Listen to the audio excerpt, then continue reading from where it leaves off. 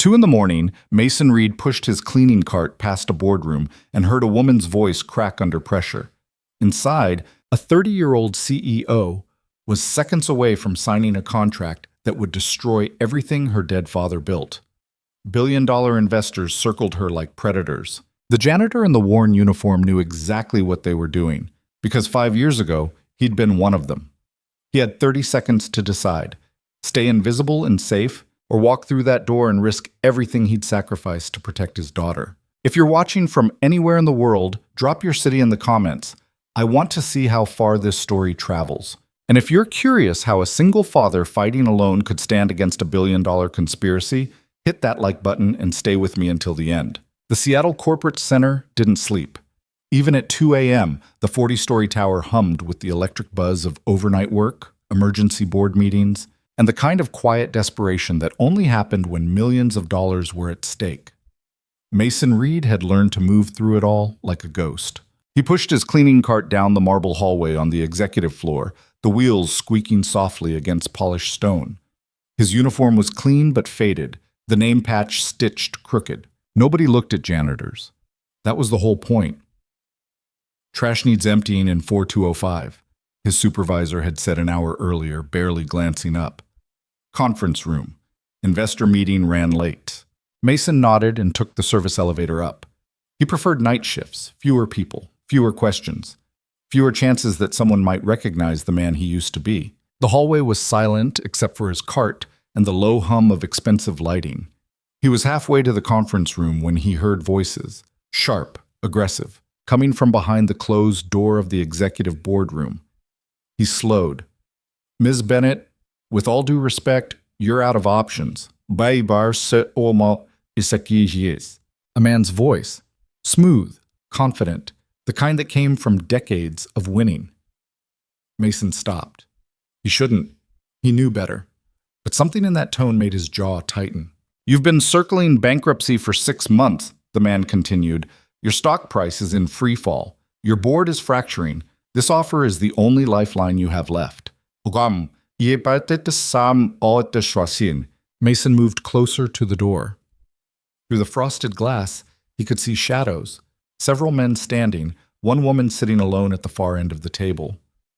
"I'm not signing away my father's company."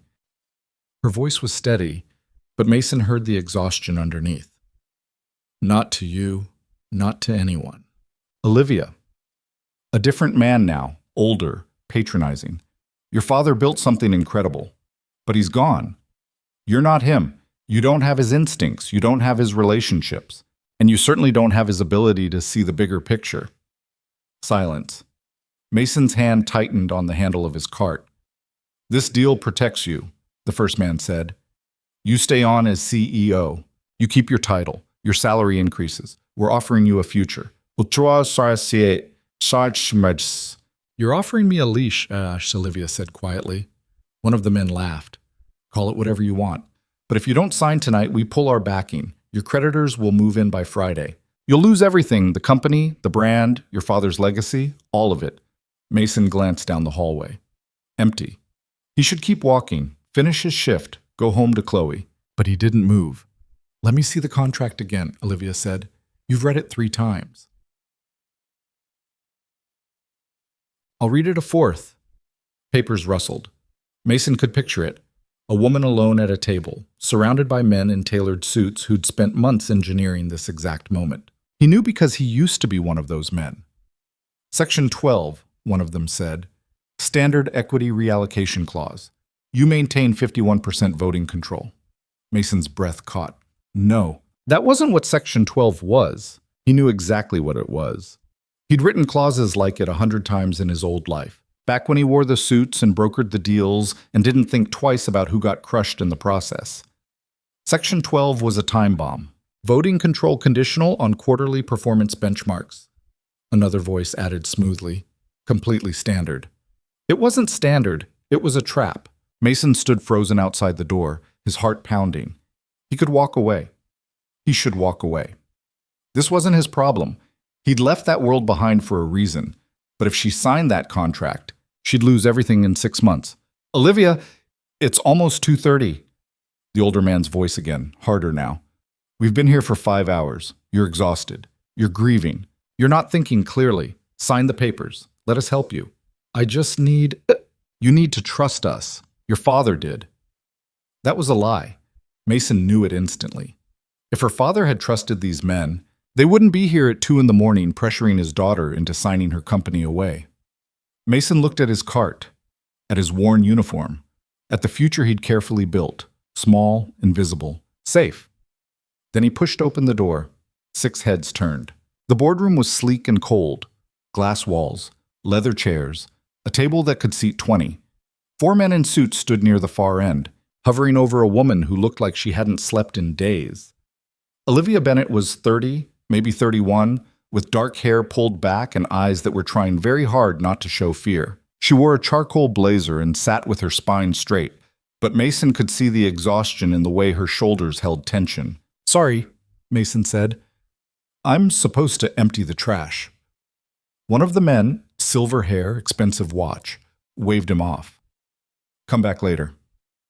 "Building policy," Mason said. "Health code. Has to be done before 3. Then do it quickly and get out." Mason moved slowly into the room, pushing his cart toward the corner. He kept his head down, but his eyes swept the table. Contract pages spread across the surface. A pen. A glass of water. Olivia's hands resting on the armrests, knuckles white. "As I was saying," the silver-haired man continued, turning back to Olivia, "this is a limited-time offer. If you don't sign tonight, the terms change significantly." Mason bent down, pulling the trash bag from the bin under the conference table. He worked slowly, listening. "What happens to the subsidiary contracts?" Olivia asked. "The international partnerships my father built? Those get folded into the parent structure. More efficient that way." Another lie. They'd be liquidated for cash within 90 days. Mason tied off the trash bag and set it on his cart. Then he did something stupid. "Excuse me," he said quietly. Every head turned again. "What?" the silver-haired man snapped. Mason looked at Olivia. "I don't mean to interrupt, but you asked about Section 12. The room went very still. "Who the hell are you?" one of the younger men demanded. "Night maintenance," Mason said. "But I used to work in corporate finance." "Oh." The older man's eyes narrowed. "You used to work in finance, and now you're a janitor?" "That's right." "Then I suggest you stick to emptying trash." Mason didn't move. He kept his gaze on Olivia. Section 12 isn't about voting control. It's about performance triggers tied to revenue thresholds that you can't possibly meet in the timeline they've set. When you miss those benchmarks, and you will, because they're designed to be impossible, your equity automatically converts to non-voting shares. You'll still own 51% of the company on paper, but you won't control it. Silence. Olivia stared at him. "That's absurd," the silver-haired man said coldly. "This contract was drafted by the best legal team in the country." "I know," Mason said. "That's the problem." "Get out," one of the younger men said. "Now, before I call security." But Olivia was already flipping through the contract, her eyes scanning the dense legal text. Mason watched her face change as she found the clause, as she read it, as she understood. "You son of a bitch," she whispered. The silver-haired man didn't flinch. "Olivia, this janitor doesn't know what he's talking about. He knows exactly what he's talking about." She stood, her chair scraping back. "And so do I." "Now." "Oh, you're making a mistake." "No," she said. "I almost made one, but I didn't sign, which means you can take your lifeline and your equity reallocation clause and get the hell out of my building." The older man's expression went cold. "You're going to regret this." "Maybe," Olivia said, "but at least I'll still own my company when I do." For a moment, Mason thought one of them might argue, might push harder. But they didn't. They just gathered their papers, snapped their briefcases shut, and walked out in a line of expensive cologne and quiet fury.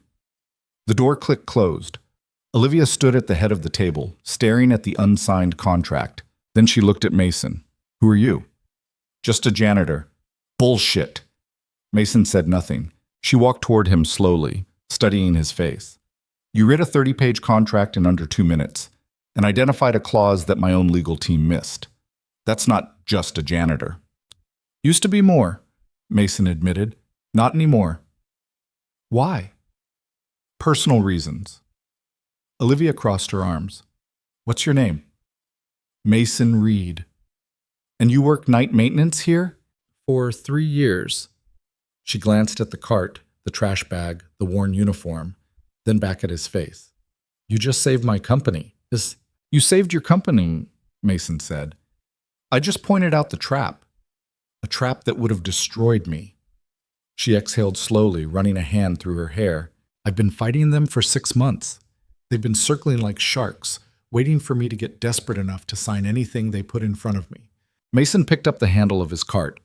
You should get your legal team to review every document they've ever sent you. If they hid that clause in this contract, there are probably others. Wait, he stopped. Olivia stepped closer. I need help, real help. The kind of help my legal team clearly can't provide. I'm not a consultant. You were once. A long time ago. How long? Mason hesitated. 5 years. Why'd you stop? Because I had a daughter who needed a father more than I needed a career. Something shifted in Olivia's expression. Softness, maybe. Understanding. How old is she? 7. And you're raising her alone? Mason nodded. Olivia was quiet for a moment. Then she said, What if I offered you a contract, flexible hours? You work when your daughter's at school or asleep. Consulting rate, not salary. You help me untangle this mess, and I pay you enough that maybe you don't have to push a cleaning cart at 2 a.m. anymore. Mason stared at her. You don't even know me. I know you walked into a room full of predators and told the truth when you had nothing to gain from it, Olivia said. That's more than I can say for most of the people I pay 6 figures a year. I'm not interested in going back to that world. I'm not asking you to go back. I'm asking you to help me survive it. But what? Mason thought of Chloe, of the tiny apartment they shared, the bills that piled up, the school supplies he couldn't always afford. He thought of the nights he spent exhausted, scrubbing floors while his daughter slept alone. And he thought of the man he used to be, sharp, ruthless, successful, and the man he'd become when his wife died and left him holding a 2-year-old who needed him more than anything else in the world. I'll think about it, he said finally. Fair enough? Olivia pulled a business card from her blazer pocket and handed it to him. My direct line. Call me when you decide. Mason took the card. Their fingers brushed for half a second, and he saw something flicker in her eyes. Exhaustion, yes, but also something deeper. Loneliness, maybe. The kind that came from spending years fighting alone. He knew the feeling. Thank you, Olivia said quietly, for what you did tonight. Mason nodded and turned toward the door, and Mason, he looked back. If you do call, she said, I need you to know something. Those men who were just here, they're not going to stop. They've spent too much time and money setting this up, and now that I refused them, they're going to come at me harder. I figured. Which means, if you help me, they'll come at you too. Mason met her gaze. I've been invisible for 5 years, Ms. Bennett. Trust me. They won't even see me coming. But Mason got home at 4 a.m. The apartment was small. 1 bedroom for Chloe, a pull-out couch for him, a kitchen barely big enough to turn around in. But it was clean, and it was safe, and it was theirs. He locked the door quietly and checked Chloe's room. She was asleep, her stuffed rabbit tucked under one arm, her dark hair spread across the pillow. She looked like her mother. Same nose, same stubborn chin. Mason watched her for a moment, then closed the door softly and went to the kitchen. He made coffee even though he wouldn't sleep. His mind was too wired, replaying the boardroom scene over and over. He kept seeing Olivia's face when she realized what the contract really said, kept hearing the cold threat in that investor's voice. You're going to regret this. Mason pulled out his phone and looked at the business card. Olivia Bennett, CEO, Bennett Technologies.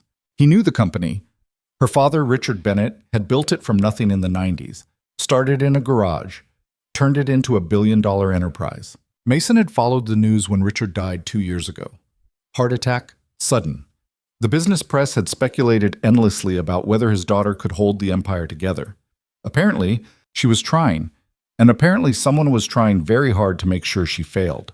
Mason set the card on the counter and drank his coffee in the dark. He couldn't go back to that world. He'd left for a reason. The hours, the pressure, the moral compromises. All of it had felt necessary until the night his wife died, and he realized he'd been chasing the wrong things. Chloe needed stability, routine, a father who was present, not distracted by deals and conference calls.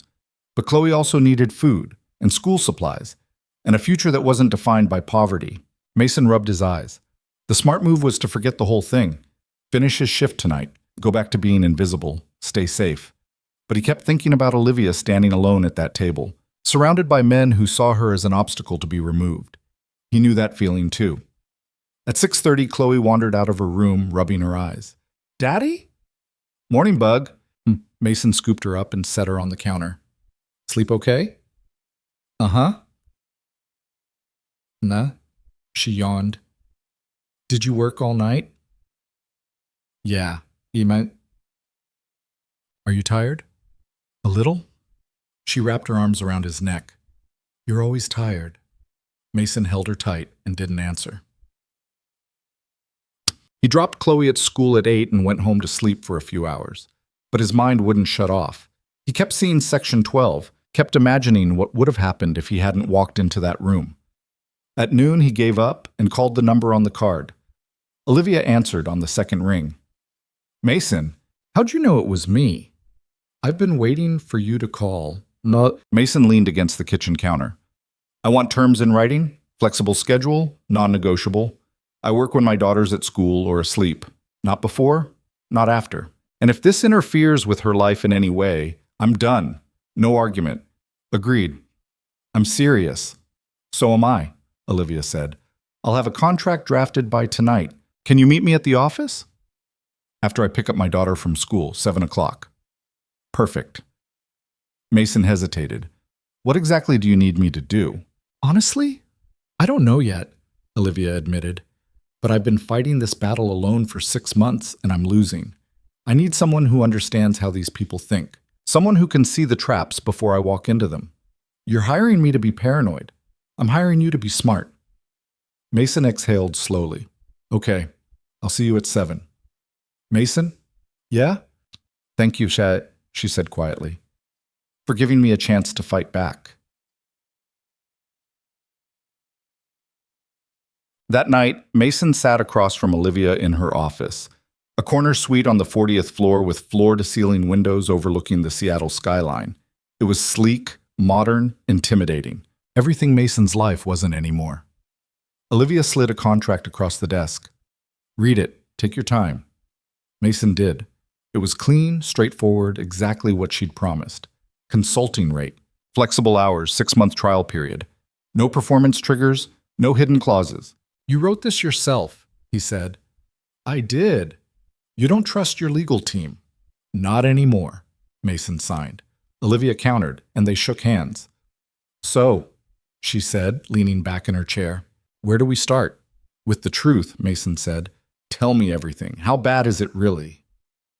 Olivia was quiet for a moment. Then she opened a drawer, pulled out a folder, and dropped it on the desk between them. "6 months ago, my CFO resigned without explanation," she said. 2 weeks later, my head of operations followed, then my VP of sales. All of them took jobs with companies owned by the same investment group that tried to buy me out tonight. Mason opened the folder. Resignation letters, non-compete waivers, exit interviews that said nothing useful. "They were poached," he said. "Strategically," Olivia agreed. "Every person who left took institutional knowledge with them. Client relationships, operational processes, financial projections. They're bleeding you dry." Slowly, carefully, she leaned forward. "And the worst part? I can't prove any of it. Every resignation was clean. Every non-compete waiver was signed. On paper, it looks like normal turnover." Mason flipped through the documents. "It's not." "I know." "So why haven't you fought back?" Olivia smiled bitterly. "With what?"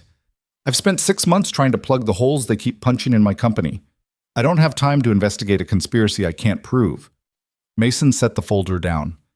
"That's about to change." "How?" "Because now you're not fighting alone. Olivia held his gaze for a long moment. Then she nodded. And for the first time in 5 years, Mason felt something he'd almost forgotten. The sharp, focused clarity of knowing exactly what needed to be done. Over the next 2 weeks, Mason worked late into the night while Chloe slept. He pulled financial records, analyzed resignation timelines, traced the ownership structures of the companies that had hired Olivia's executives. And slowly, the pattern emerged. Every company connected back to the same 3 investors. Every resignation happened within days of a bad earnings report. Every non-compete waiver had been negotiated by the same law firm. It wasn't coincidence, it was warfare. They've been setting this up for over a year, Mason told Olivia one night, spreading documents across her desk. Long before your father died. Olivia went pale. What are you saying? I'm saying they didn't wait for an opportunity. They created one. You think they knew my father was going to die? No, Mason said carefully, but I think they knew his health was failing, and I think they started positioning themselves to move the second he was gone. Olivia stared at the documents. How do we stop them? We don't, Mason said. Not yet. Right now they think they've won. They think you're weak, isolated, ready to collapse. We let them keep thinking that. And then? Mason met her eyes. Then we hit them where they're not looking. Batseg. The plan was simple. Risky, but simple. Mason spent the next month quietly reaching out to former Bennett Technologies employees. The ones who'd been poached, the ones who'd left under pressure. He didn't ask them to come back. He just asked them to talk. And slowly, carefully, they did. One former CFO admitted he'd been offered triple his salary to leave, but only if he took proprietary financial models with him. One VP of sales confessed she'd been threatened. Sign the non-compete, or her reputation would be destroyed by carefully planted rumors. One operations manager broke down and said he'd been promised a future that never materialized. He'd left Bennett Technologies for a dream job that turned out to be a trap. Mason recorded everything, documented everything, built a case brick by brick. And then, 6 weeks after walking into that boardroom, he walked into Olivia's office and dropped a file on her desk.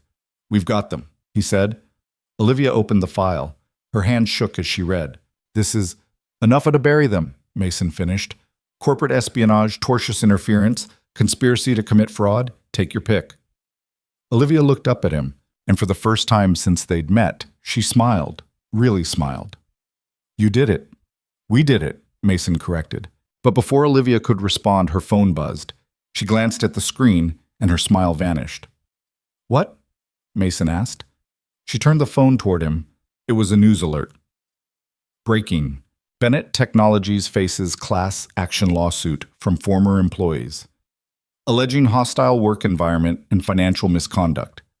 Mason's blood went cold. They knew, Olivia whispered. They knew we were building a case. How? I don't know. She stood, pacing. But they just turned the entire thing around on us. If this lawsuit gains traction, it'll destroy your credibility, Mason finished, and everything we just uncovered will look like retaliation. Olivia sank into her chair, her face drained of color, and for the first time, Mason realized exactly how dangerous this fight was about to become. The lawsuit hit the news cycle within hours. By morning, every major business outlet was running the story. Bennett Technologies' CEO accused of creating a toxic workplace. Former employees claiming financial misconduct, intimidation, retaliation. The details were vague enough to sound damning without being specific enough to disprove. Mason sat in Olivia's office at 6 in the morning, both of them running on no sleep and too much coffee. His phone kept buzzing with texts from his neighbor who watched Chloe before school. Everything okay? Seeing your boss on the news. We need to respond, Olivia said. She was pacing again, her blazer from yesterday wrinkled, her hair falling out of its clip. If we stay silent, people will assume it's true. If we respond too fast, we look defensive, Mason said. They're expecting us to panic. That's the whole point. So what do we do? Mason pulled up the lawsuit filing on his laptop. He'd been reading it for 2 hours, dissecting every line. We figure out who's funding this. Class action suits don't appear overnight. Someone organized this. Someone paid for lawyers. Someone convinced former employees to sign on. The same investors who tried to buy me out. Probably, but we need proof. Olivia stopped pacing and looked at him. How long will that take? I don't know. We don't have time, Mason. My board is meeting this afternoon. If I walk in there without answers, they're going to force me out. Mason closed the laptop. Then we give them answers. What answers? We don't know. We know enough, Mason said. We know this lawsuit is bullshit. We know it's coordinated. We know the timing isn't coincidental. So we walk in there and we tell your board exactly that. And if they don't believe me, then we make them believe you. Olivia sank into the chair across from him. For a moment, she looked smaller than she had that first night. Exhausted, overwhelmed, barely holding it together. I don't know if I can do this. You can. How do you know? Because you've been doing it for 6 months, Mason said. You've been fighting alone against people who've spent a year trying to destroy you, and you're still here. You're still standing. That's not luck. That's strength. Olivia met his eyes. I'm scared. Good. Fear means you're paying attention. She laughed. A short, bitter sound. Is that supposed to be reassuring? It's supposed to be honest. They sat in silence for a moment. Outside the window, the city was waking up. Traffic starting to build. People heading to work, unaware that a few floors above them, someone's entire world was collapsing. I need to check on Chloe, Mason said finally. Make sure she gets to school. Go, I'll start prepping for the board meeting. Mason stood, then hesitated. Olivia. Yeah? You're not alone anymore, remember that. She nodded, but he could see the doubt in her eyes. And he couldn't blame her. He was a janitor turned consultant who'd been working for her for 6 weeks. Why should she trust him with her company, her future, her father's legacy? But she did. And that terrified him more than anything else. Mason made it home by 7. Chloe was already awake, sitting at their tiny kitchen table with a bowl of cereal, still in her pajamas. You're late, she said. I know. I'm sorry. Mrs. Chen was asking about you. Mrs. Chen was their neighbor, a retired teacher who helped with Chloe when Mason's schedule got complicated. What'd you tell her? That you were working. Chloe took a bite of cereal, studying him. Are you in trouble? No, Bug. Why? Because you look like you're in trouble. Mason sat down across from her. I'm not in trouble. I'm just helping someone who is. The lady on TV? He blinked. You saw that? Mrs. Chen had the news on. They said she's mean to people who work for her. Chloe tilted her head. Is she mean to you? No. Then why are they saying it? Mason wished he had a simple answer. Because sometimes people lie to get what they want. That's not fair. No, it's not. Chloe pushed her cereal around the bowl. Are you going to help her? I'm trying. Good. She looked up at him with those serious dark eyes that looked too much like her mother's.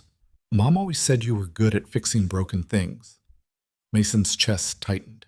He reached across the table and took Chloe's hand. Get dressed. I'll drop you at school. Can we get donuts? We can get donuts. She grinned and ran to her room. Mason sat alone in his kitchen and thought about his wife, about the last thing she'd said to him before she died. Take care of our girl. That's all that matters. He'd spent 5 years doing exactly that. Staying invisible. Staying safe. Building a small, quiet life where nothing could hurt them. But now he'd walked back into the world he'd left behind, and he'd dragged Chloe with him. The board meeting started at 2. Mason wasn't invited, but Olivia called him the second it ended. They want me to resign. Mason was in his car outside Chloe's school, waiting for dismissal. What? The board. They think the lawsuit is too damaging. They want me to step down voluntarily before they're forced to remove me. They can't do that. They can. I checked with legal. If the board votes no confidence, I'm done. Mason gripped the steering wheel. How long do you have? 48 hours. They're giving me 2 days to either resolve this or resign. What? That's not enough time. I know. Mason watched parents streaming into the school parking lot, laughing and chatting like their worlds weren't falling apart. What do you need from me? I need you to find out who's behind this lawsuit. I need names, connections, proof that this is coordinated. Because without that, I have nothing. I'll find it. Mason, her voice cracked. What if you can't? He didn't have an answer. Chloe climbed into the car 3 minutes later, her backpack dragging on the ground. Daddy, guess what? We're doing a project on families and I need to draw a picture of ours and Mrs. Patterson said. She stopped. Are you okay? Mason forced a smile. I'm fine, Bug. Tell me about the project. But as he drove home, listening to Chloe chatter about construction paper and markers, all he could think about was Olivia's voice on the phone. What if you can't? That night, after Chloe went to bed, Mason started digging. He pulled up every name attached to the lawsuit. 15 former Bennett Technologies employees, all claiming various forms of misconduct. On the surface, it looked legitimate. Different departments, different tenure lengths, different reasons for leaving. But when Mason traced their employment histories after leaving Bennett, a pattern emerged. 12 of the 15 had been hired by companies owned by the same investment group, the same group that had tried to force Olivia into signing that contract. It wasn't proof, but it was close. Mason kept digging. He pulled corporate filings, cross-referenced board memberships, traced shell company ownership structures. He worked until 3 in the morning, until his eyes burned and his coffee went cold. And then he found it. A single payment buried in the legal expenses of a shell company 3 layers removed from the main investment group. $2 million paid to a law firm in New York, the same law firm representing the plaintiffs in the class action suit. Mason stared at his screen. They'd paid for the lawsuit. They'd funded the whole thing. He called Olivia. She answered on the first ring. Did you find something? Yeah, check your email. He heard typing, then silence. This is it, she said finally. This is what we need. It's a start. But we need more. We need testimony, documentation, something that proves these employees were coerced into filing. How do we get that? Mason thought for a moment. We ask them. They're suing me, Mason. They're not going to talk. Some of them will. The ones who are having second thoughts. The ones who were pressured into this and are starting to realize they made a mistake. And if none of them talk, then we find another way. Olivia was quiet. I don't know how you're doing this. Doing what? Staying calm, staying focused. I feel like I'm drowning, and you're just... I'm not calm, Mason said. I'm terrified. But falling apart doesn't help you, so I'm doing what needs to be done. Why? The question caught him off guard. What do you mean? Why are you doing this? You barely know me. You have a daughter to take care of. You could walk away right now and no one would blame you. Mason looked at Chloe's closed bedroom door. Because 5 years ago, I walked away from everything I knew to take care of my daughter. And I spent 5 years convincing myself that was the right choice. That staying invisible, staying safe, was what she needed. It was the right choice. Maybe. But watching you fight alone reminded me of something I forgot. He paused. Sometimes the safest thing you can do is stand up and fight back. Olivia didn't say anything for a long moment. Then quietly, thank you. Don't thank me yet. We still have work to do. Mason started making calls the next morning. He reached out to every former employee named in the lawsuit, one by one. Most didn't answer. 3 told him to go to hell. 2 hung up the second he said Olivia's name. But 1 called him back. Her name was Jessica Tran. She'd been Bennett Technologies' head of marketing until 8 months ago. I don't want to talk on the phone, she said. Can we meet? When? Tonight, 7 o'clock. There's a coffee shop on Pine Street. I know it. I'll be there. Mason picked up Chloe from school, helped her with homework, made dinner, and got her settled with a movie before calling Mrs. Chen. I need a favor, he said. Can you watch Chloe for a few hours? Oh, try it. Of course. Everything okay? Yeah, just work stuff. Mrs. Chen showed up 20 minutes later with a bag of knitting. Take your time. We'll be fine. Mason kissed Chloe goodbye and headed to Pine Street. The coffee shop was small, crowded, the kind of place where nobody paid attention to anyone else.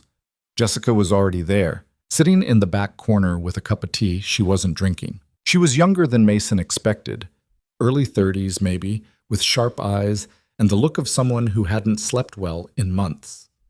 Mason sat down across from her. "Thanks for meeting me." I shouldn't be here. But you are. Jessica wrapped her hands around her cup. "I didn't want to be part of this lawsuit. I told them that. But they said if I didn't sign on, they'd make sure I never worked in tech again." "Who's they?" "Ball." "Is she..." "The lawyers, the investors, I don't even know anymore. It all happened so fast." She looked up at him. "I left Bennett Technologies because I was offered a better job. That's it. No hostile environment, no misconduct. Olivia Bennett is demanding, sure, but she's not abusive. She's just trying to hold her father's company together." Mason leaned forward. "Will you testify to that?" "I can't. They'll destroy me." "They're already destroying you. You're part of a lawsuit you don't believe in, funded by people who don't care about you. How is that different?" Jessica's eyes filled with tears. "Because I have a mortgage. I have student loans. I have a life I can't afford to lose." "I understand." "Do you?" She laughed bitterly. "You're a consultant. You probably make 6 figures. You don't know what it's like to be trapped." Mason pulled out his wallet and showed her a picture of Chloe. "That's my daughter, 7 years old. I raise her alone. For the last 5 years, I worked as a janitor because it was the only job with hours that let me be the father she needed. I know exactly what it's like to be trapped." Jessica stared at the photo. "Why are you helping Olivia Bennett?" "Because she's fighting alone. And I know how that feels." They sat in silence for a moment. Then Jessica reached into her bag and pulled out a folder. "I kept copies of everything," she said. "Emails from the lawyers, the contract they made me sign, the threats they made if I didn't cooperate." She slid the folder across the table. "I can't testify, but maybe this will help." Mason took the folder. "Thank you." "Don't thank me. Just stop them." He met Olivia at her office at 9. She was still there, still working, still fighting. "Tell me you have good news," she said. Mason dropped the folder on her desk. "One of the plaintiffs just handed us everything." Olivia opened it. Her hands shook as she read. "This is proof of coercion, proof of coordination, proof that this entire lawsuit is a setup." Olivia looked up at him, and for the first time since the lawsuit dropped, she looked like she might actually cry. "We can fight this." "We can fight this," Mason agreed. But before either of them could say anything else, Olivia's phone rang. She glanced at the screen and went pale. "It's my lawyer." Mason waited while she answered. "Yes. Okay. When?" She closed her eyes. "I understand." She hung up. "What happened?" "The investors just filed an emergency motion to freeze my company's assets, pending the outcome of the lawsuit." Her voice was flat, emotionless. "If the judge grants it, we're done. I can't operate. I can't pay employees. I can't fight back. And when's the hearing?" "Tomorrow morning, 10 o'clock. Mason checked his watch. They had less than 12 hours. "Then we spend the night making sure the judge sees exactly who's behind this." They worked until dawn. Mason and Olivia and her legal team, building a case brick by brick. They compiled Jessica's documents. They cross-referenced financial records. They built a timeline showing exactly how the investors had orchestrated the entire attack. By the time the sun came up, they had something that looked like a defense. Mason called Mrs. Chen at 6. "Can you get Chloe to school today?" "Of course. How much longer is this going to go on?" "I don't know. Soon. I hope." "Mason." Mrs. Chen's voice was gentle. "You're a good father, but you look exhausted. Don't forget to take care of yourself, too." "I will. Thank you." He hung up and found Olivia standing by the window, staring out at the city. "You should go home," she said. "Get some sleep." "I'm fine." "You're not.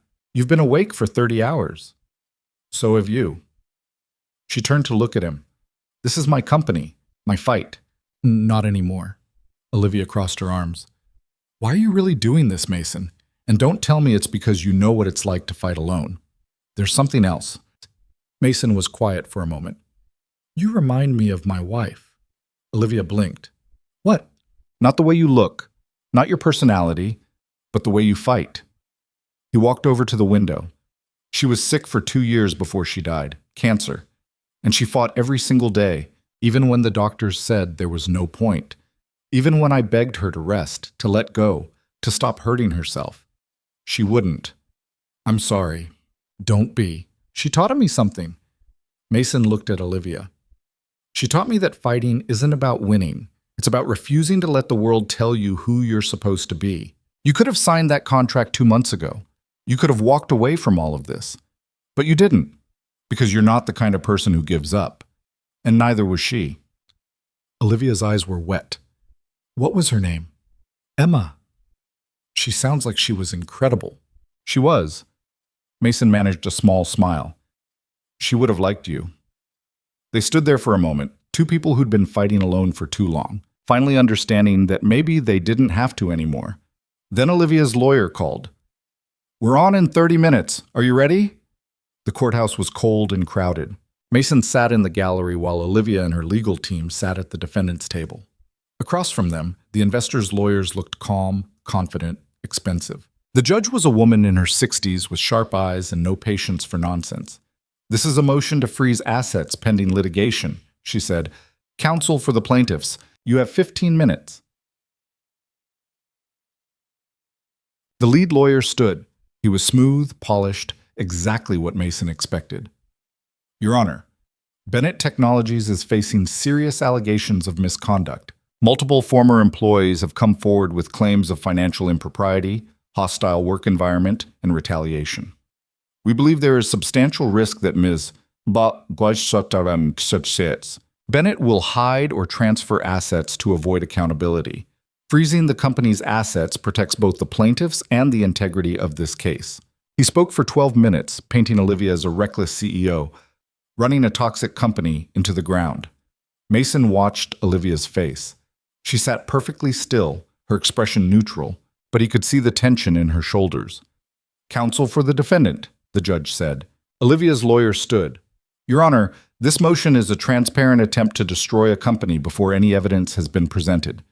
Bennett Technologies is not hiding assets. Ms. Bennett is not fleeing accountability. What's actually happening here is a coordinated attack by investors who attempted to force Ms. Bennett into an unfavorable contract and are now retaliating because she refused. That's a serious accusation, the judge said, and we have evidence to support it. The lawyer gestured to Mason, who stood and brought forward the folder Jessica had given him.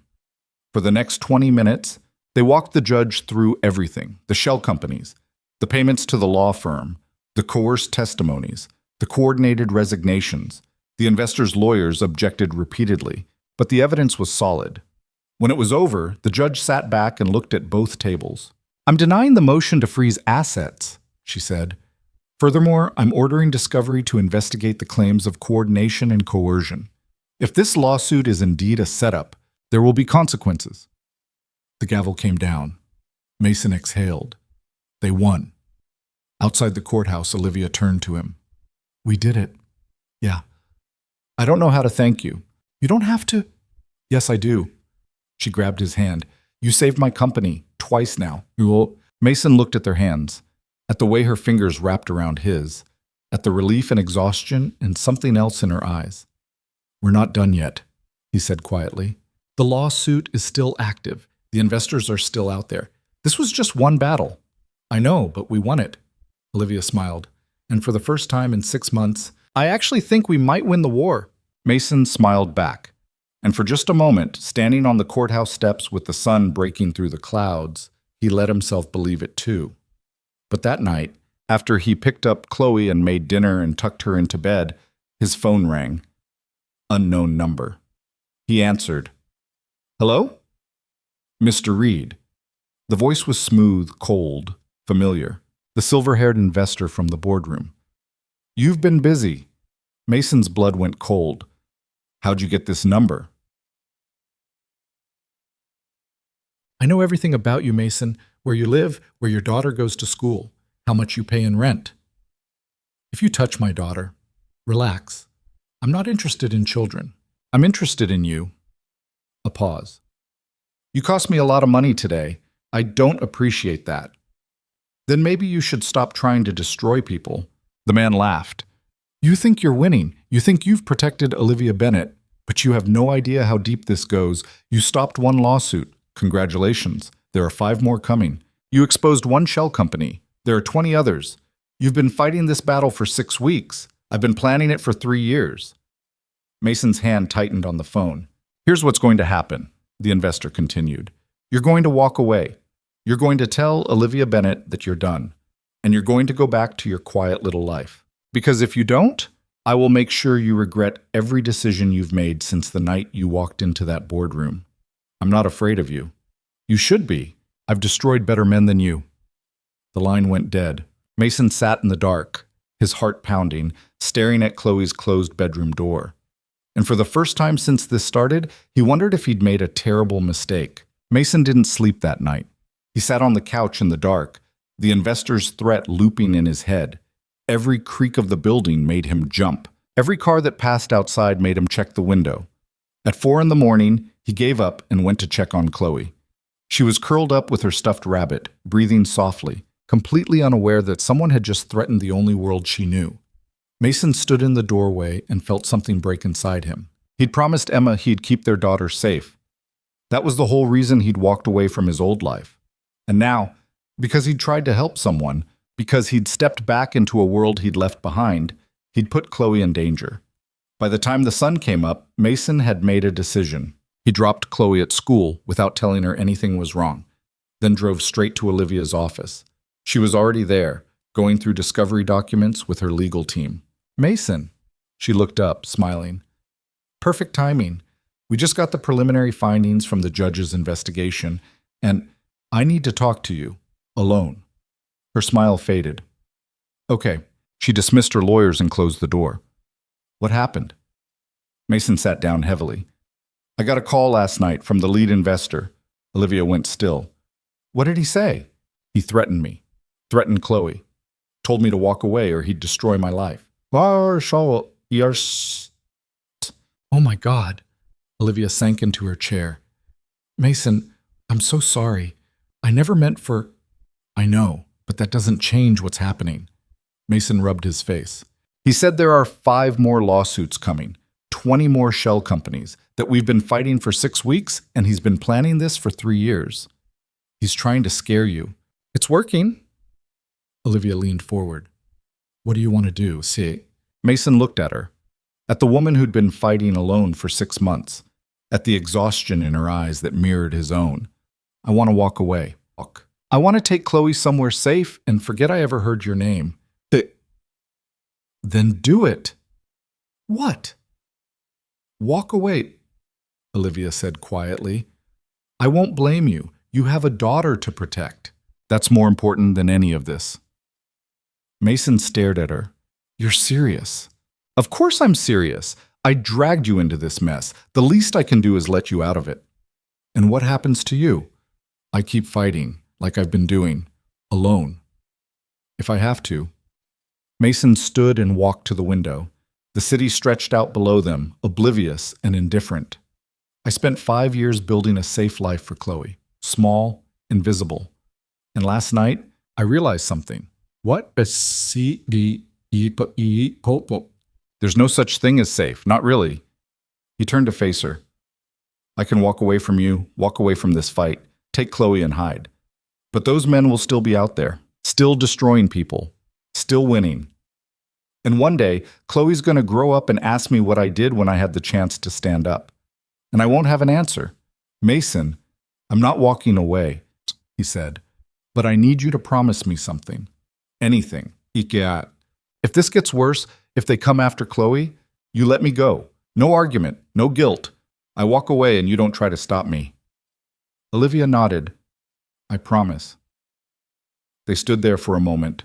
2 people who'd stumbled into a war neither of them asked for, making promises they weren't sure they could keep.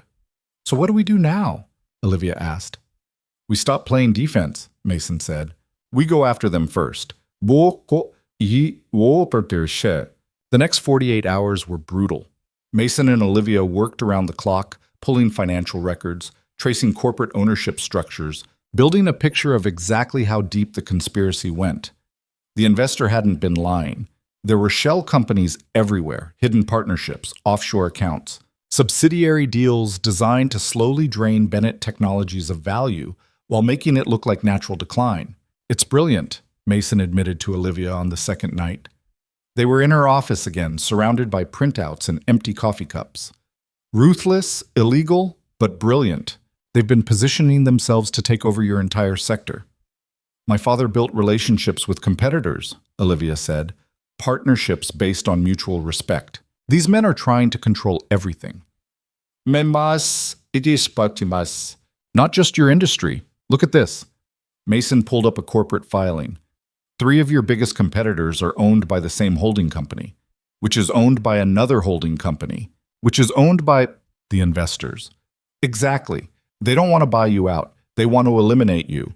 Then they control the entire market. Olivia stared at the documents. How is this legal? It's not. But it's hard to prove unless you know what you're looking for. Oh, and you know what to look for. Mason nodded. I used to build structures like this. Not this corrupt, but the same basic framework. I know how they think. Then help me tear it apart. They worked through the night. Mason traced financial flows. Olivia contacted former business partners her father had trusted, asking quiet questions about offers they'd received, pressure they'd felt. Slowly, carefully, they built a map of the entire conspiracy, and the more they uncovered, the worse it looked. They've been doing this for a decade, Mason said finally, leaning back in his chair. Long before your father died, they've been buying up companies, forcing consolidation, eliminating competition. Your father's company was the last independent holdout. That's why they want it so badly. So what do? We take everything we've found and we hand it to the FTC. This isn't just corporate warfare anymore. This is antitrust violation, market manipulation, fraud. That could take years to prosecute. I know, but it's the only way to stop them permanently. Olivia was quiet for a long moment. Then she said, They'll come after us harder if we do this. Yeah. They might win. They might. She met his eyes. Are you sure you want to do this? Mason thought about Chloe, about the promise he'd made Emma, about the investor's voice on the phone, cold and certain and used to winning. No, he admitted, but I'm doing it anyway. They filed the complaint with the Federal Trade Commission on a Friday afternoon. Mason hand-delivered it himself, making sure it went directly to the enforcement division. By Monday morning, it was all over the news. Bennett Technologies CEO files. Federal antitrust complaint against major investment group. Mason was dropping Chloe at school when his phone started blowing up. Reporters calling, former colleagues he hadn't spoken to in years. His ex-supervisor from the janitorial company, confused and concerned. Daddy, why is your phone so loud? Chloe asked. Just work stuff, bug. Is it the lady from TV again? Yeah. Chloe studied him. Do you like her? Mason blinked. What? The lady, Ms. Bennett, do you like her? She's my boss. That's not what I asked. Mason pulled up in front of the school. Where is this coming from? You smile different when you talk about her, Chloe said simply, like how you smiled at Mom in the pictures. Mason's chest tightened. I didn't realize I did that. It's okay if you like her. Mom would want you to be happy. Chloe, I gotta go. Mrs. Patterson gets mad if we're late. She grabbed her backpack and kissed his cheek. Love you, Daddy. She was out of the car before he could respond. Mason sat in the school parking lot, gripping the steering wheel, thinking about things he hadn't let himself think about in 5 years. His phone rang. Olivia. Have you seen the news? She asked. Some of it. The investors are calling it a frivolous complaint. They're saying I'm desperate and trying to distract from the lawsuit. Expected. The FTC is opening a formal investigation. Mason exhaled. That's good. Is it? Because I just got a call from 3 major clients saying they're pulling their contracts. They didn't give a reason, but I know it's connected. They're trying to bleed you dry before the investigation can finish. It's working. If I lose 3 more clients, I won't be able to make payroll next month. Mason closed his eyes. I'm coming to the office. You don't have to. I'm coming. He found Olivia standing at her window, staring out at the city. She looked thinner than she had 2 months ago, more fragile. Talk to me, Mason said. I'm losing. Her voice was flat. I've been fighting for 8 months. I've lost key executives, major clients, investor confidence. My board barely trusts me. And now I've filed a federal complaint that's going to take years to resolve. And in the meantime, these men are going to systematically destroy everything my father built. You don't know that. Yes, I do. She turned to face him. You know it too. You're just too kind to say it. Mason walked over to her. You want to know what I actually know? What? I know you've survived every attack they've thrown at you. I know you're still standing when they expected you to collapse months ago. I know you filed a complaint that could bring down their entire operation, and that terrifies them. That's why they're hitting you harder. Or they're just winning. They're scared, Mason insisted. Scared people don't pull contracts. Confident people do. They're trying to force you into surrender before that FTC investigation finds something that destroys them. Olivia laughed bitterly. You really believe that? Yeah, I do. She studied his face. Why are you so certain? Because I used to be one of them. And I remember what fear looked like. They stood there in silence. Outside, the city moved on, indifferent to the small war being fought in this office. My daughter asked me this morning if I liked you, Mason said finally. Olivia blinked. What? She said I smile different when I talk about you. What did you tell her? I didn't get a chance to answer. She ran into school before I could figure out what to say. Olivia took a step closer. What would you have said? Mason looked at her, at the exhaustion in her eyes, at the strength underneath it, at the woman who'd been fighting alone until he'd walked into her life and decided to fight beside her. I would have told her the truth, he said quietly, that I do like you, more than I probably should. Why shouldn't you? Because you're my boss. Because I have a daughter who needs stability. Because I spent 5 years building a life that doesn't have room for complications. And I don't care anymore. Olivia reached up and touched his face. Her hand was warm. I like you too. More than I probably should. Why shouldn't you? Because you work for me. Because you have a daughter who deserves a father who isn't distracted. Because I'm in the middle of a corporate war and I can't afford to want anything except survival. And, she smiled, and I don't care anymore either. Mason kissed her. It was soft and careful and nothing like he expected. She tasted like coffee and exhaustion and something that might have been hope. When they pulled apart, Olivia was crying. I'm sorry, she said. I don't know why It's okay. I'm not usually like this. I don't fall apart. You're not falling apart. You're just tired. She laughed through the tears. That's an understatement. So Mason pulled her into a hug, and she let him. For a moment, they just stood there, two people who'd been fighting alone for too long, finally letting themselves be something other than warriors. Then Olivia's phone rang. She pulled away, wiping her eyes. Sorry, I have to... Answer it. She did. Her expression changed immediately. When? Are you sure? A pause. I'll be right there. She hung up. What happened? That was building security. Someone broke into the file room last night. They took hard copies of financial records, contract archives, everything related to the FTC complaint. Mason's blood went cold. They're destroying evidence. Or planting it. I don't know anymore. She grabbed her blazer. I need to get down there before... Wait. Mason caught her arm. Think about this. They break in the day after we file the complaint? That's not coincidence. They want you to panic. They want you to make a mistake. What kind of mistake? I don't know yet. But we need to be careful. They went down to the file room together. Security was already there, along with 2 police officers taking statements. Ms. Bennett, one of the officers said, we'll need you to verify what's missing. Yeah. Olivia walked through the room, checking cabinets, pulling open drawers. Mason watched her face go pale. They took everything, she said. Every physical record related to the complaint. Client contracts, financial audits, partnership agreements, all of it. Do you have digital copies? The officer asked. Yes, but some of these documents are 30 years old. My father kept paper archives of everything. Those are irreplaceable. Mason looked around the room. Something felt wrong. The break-in was too clean, too surgical. Whoever did this knew exactly what they were looking for. Check the cameras, he said to security. Already did. They were disabled remotely 2 hours before the break-in. Inside job, Mason said immediately. What? Olivia turned to him. No one breaks into a corporate building, disables security remotely, and knows exactly which files to take unless someone helped them from the inside. The officers exchanged glances. Do you have any employees who might— I'll get you a list, Olivia said. But Mason was already thinking, who had access to the building systems? Who knew about the file room? Who would benefit from sabotaging Olivia's case? The answer hit him like ice water. You're head of IT, he said. How long has he worked here?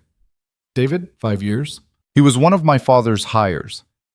Has he been acting strange lately? Olivia frowned. He put in his resignation 2 weeks ago, said he got an offer from a company in California. What company? I don't remember. Why? Mason turned to the police. You need to bring him in for questioning. Now. It took 6 hours, but they found him. David Chen, head of IT, had been paid $50,000 to disable the security system and provide building access codes. The money came from a shell company owned by the investment group. He confessed everything within 20 minutes of being arrested. They approached me 3 months ago, he told the police. Mason and Olivia watched through the one-way glass, said they'd pay me to help them. I didn't think it was a big deal, just some files. Did they tell you what they were going to do with those files? The detective asked. No. They said it was standard due diligence, corporate research. And you believed them? David looked down. I needed the money. My mom's medical bills. He stopped. I know that's not an excuse. I needed the money. Mason felt something twist in his chest. He knew that desperation. He'd lived it. This is good, Olivia said beside him. We have proof they're destroying evidence. That strengthens our case. It also means they're getting more desperate. Is that bad? Mason looked at her. Desperate people do dangerous things. That night, Mason picked up Chloe from Mrs. Chen's apartment and made dinner. He tried to act normal, but Chloe saw through it immediately. Something's wrong, she said over spaghetti. Nothing's wrong. You're lying. You do that face when you lie. Mason put down his fork. Okay, yeah, something's wrong, but I'm handling it. Is it the mean people trying to hurt Ms. Bennett? How do you know about that? Chloe shrugged. Kids at school talk. Their parents watch the news. Everyone knows.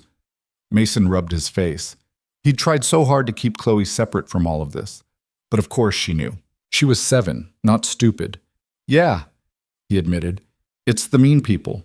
Are they going to hurt you? No, Bug. I won't let them. Promise? Mason looked at his daughter, at her serious eyes and her worried expression and the trust she still had that her father could fix anything. I promise, he said. But that night, after Chloe went to bed, Mason sat in the dark and wondered if that was another promise he couldn't keep. His phone buzzed. Text from Olivia. Can't sleep. You? No. Want company?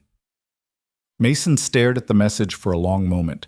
Then he texted Mrs. Chen, asked if she could listen for Chloe, and drove to Olivia's apartment. She lived in a high-rise downtown, the kind of place Mason used to be able to afford in his old life. She answered the door in sweatpants and a t-shirt, her hair down for the first time since he'd met her. Hi, she said. Hi. She let him in. The apartment was beautiful but sterile. Expensive furniture, no personal touches. It looked like a hotel room. You want coffee? Olivia asked. It's midnight. I know, but I'm not sleeping anyway. They sat on her couch with coffee. Neither of them drank and talked about everything except the war they were fighting. Mason told her about Chloe's school project on families. Olivia told him about her father, about growing up in boardrooms and learning business before she learned algebra. I never wanted this, she admitted. The company, the responsibility. I wanted to be a teacher. Seriously? My choice is Spartan. High school English. I loved literature, loved the idea of helping kids find meaning in books. She smiled sadly, but my father needed me, and I couldn't say no. Do you regret it? Sometimes. Most of the time, actually. She looked at him. What about you? Do you regret walking away from finance? No. Leaving was the right choice. Mason paused. I regret that it had to be a choice, career or fatherhood, like I couldn't have both. You're a good father. I'm a tired father. Olivia reached over and took his hand. You're a good man, Mason Reed. He looked at their hands, at the way her fingers fit with his, at the quiet intimacy of sitting together in the middle of the night while the world tried to tear them apart. I'm scared, he admitted. Of what? That I'm going to fail you. That I'm going to fail Chloe. That I'm in over my head, and I'm too stubborn to admit it. You're not going to fail. You don't know that. Yes, I do. Olivia squeezed his hand. Because you're the first person in 8 months who's given me hope that I might actually survive this. That's not failure. Mason pulled her closer. She leaned against him, her head on his shoulder, and they sat like that until the sun came up. When Mason finally left, Olivia walked him to the door. Thank you, she said, for coming over, for listening. Anytime. She kissed him, longer this time, deeper. When they pulled apart, Mason said, we should probably talk about this. Later, when we're not fighting for our lives. Deal. He drove home as the city woke up, feeling something he hadn't felt in 5 years. Not hope, exactly, but maybe the beginning of it. That afternoon, the FTC called. We've completed our preliminary review, the investigator said. Based on the evidence you provided and our initial findings, we're opening a full investigation into the investment group's business practices. What does that mean? Olivia asked. Mason was on speakerphone in her office. It means we're going to examine every transaction, every subsidiary, every shell company they operate. If they've been engaging in anti-competitive behavior, we'll find it. How long will that take? 6 months. Maybe more. Olivia's face fell. I don't have 6 months. I understand, but this is a complex case. We have to be thorough. After they hung up, Olivia looked at Mason. 6 months. They'll destroy me in 6 weeks. Maybe not. You saw what they did. They broke into my building. They're pulling my contracts. They have an inside man in my company who knows everything. Had an inside man. He's in jail. And they'll find another one, and another. They have infinite resources. I don't. Mason stood. Then we changed the game. How? We stop trying to outlast them. We make them stop. I don't understand. Mason pulled out his laptop. They've been attacking you for 8 months, every move carefully calculated, every attack precisely timed. They think they know you. They think they know how you'll respond. So we surprise them. He pulled up a document. Remember the subsidiary contracts you asked about 2 months ago? The international partnerships your father built? The ones they were going to liquidate? Exactly. I've been looking into those. Your father was brilliant. He didn't just build partnerships, he built leverage. Olivia leaned forward. What kind of leverage? The kind that means if Bennett Technologies goes down, it takes half the tech sector with it. Mason showed her the contracts, the interdependencies, the licensing agreements and shared patents and joint ventures that connected Bennett Technologies to dozens of other companies. Your father made himself indispensable, Mason explained. If you collapse, all of these partnerships collapse, which means all of these companies lose billions. Why didn't my legal team tell me this? Because they were looking at the contracts individually, not as a network. Mason pulled up a diagram showing the connections. But if we threaten to trigger these collapse clauses simultaneously, we force everyone to the table, including the investors. Olivia stared at the screen. That's mutually assured destruction. Yeah. It could work, or it could destroy the entire industry. I know. She looked at him. Are you sure about this? Mason thought about the investor's voice on the phone, about the threat against Chloe, about 8 months of coordinated attacks designed to break Olivia. No, he admitted, but I'm out of better ideas. Olivia was quiet for a long moment. Then she nodded. Do it. Wait. Mason spent 3 days drafting the threat. Not a lawsuit, not a complaint, just a single letter that laid out exactly what would happen if the investors continued their attack. If Bennett Technologies was forced into bankruptcy, Olivia would trigger every collapse clause simultaneously. 37 companies would lose critical licenses. 14 joint ventures would dissolve overnight. Billions in shared patents would become legally contested. The entire sector would spend years in litigation trying to untangle the mess. It's a nuclear option, Mason told Olivia as they reviewed the final draft. Once you send this, there's no taking it back. Will it work? I don't know. But it'll force them to calculate whether destroying you is worth destroying themselves. Olivia signed the letter without hesitation. They sent copies to every major player in the industry, the investors, their shell companies, the CEOs of the 37 affected businesses, and the board members who'd been pressuring Olivia to resign. Then they waited. The response came faster than Mason expected. Within 6 hours, Olivia's phone started ringing, CEOs demanding explanations, board members calling emergency meetings, lawyers threatening countersuits. Everyone suddenly very interested in finding a resolution. They're panicking, Mason said, watching Olivia field call after call. Good, let them panic. But the call that mattered came at 8 that night. The silver-haired investor, the one who'd threatened Mason weeks earlier. Ms. Bennett? The voice was cold but controlled. We need to meet. I'm listening, Olivia said, putting him on speaker so Mason could hear. Not on the phone, in person, tomorrow. Neutral location. Why would I meet with you? Because your letter was very effective. You've gotten everyone's attention. Now we need to discuss terms. Terms for what? For ending this war before it destroys all of us. Olivia looked at Mason. He nodded. Fine, she said. Tomorrow, 2 o'clock. Choose the location and send me the address. Come alone. No, I'm bringing my consultant. A pause. The janitor. His name is Mason Reed, and he's the one who drafted the letter you're so concerned about. Another pause. Longer this time. Fine. Tomorrow at 2. The line went dead. Olivia set down her phone. Her hands were shaking. I can't believe that just worked. It hasn't worked yet, Mason said. This could be a setup, us. You think they'd try something? I think they're desperate, and desperate people are unpredictable. So what do we do? Mason thought for a moment. We go, but we prepare for anything.